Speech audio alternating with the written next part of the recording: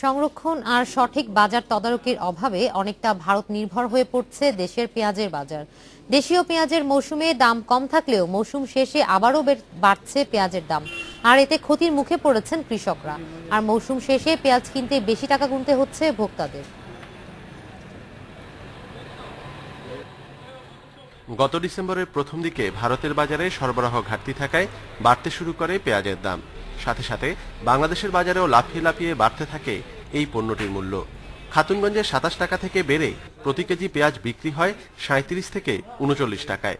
আবার এই বছরের শুরুতে ভারতে পেঁয়াজের দাম কমতে থাকলে বাংলাদেশের বাজারেও পেঁয়াজের দাম নেমে আসে 28 টাকায়। ব্যবসায়ীরা বলছে, দেশে পেঁয়াজের মৌসুমে ভারত বুকিংয়ের দাম কমালেও মৌসুম শেষে আবার বাড়িয়ে দেয়।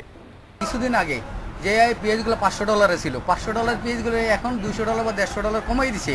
কমাই দিও না, এই যে পেঁয়াজের বাজার উপরে প্রভাব পড়ছে। যে যেই পেঁয়াজ 32-33 টাকা কস্ট, এখন বেচতেছি 27 টাকা 28 টাকা, উপরে ভালোটা 30 টাকা। বাণিজ্য মন্ত্রণালয়ের দেয়া তথ্য মতে দেশে এখন পেঁয়াজের চাহিদা রয়েছে বছরে 18 লাখ মেট্রিক টন। আর দেশে উৎপাদিত পেঁয়াজের পরিমাণ প্রায় 12 লাখ মেট্রিক টন।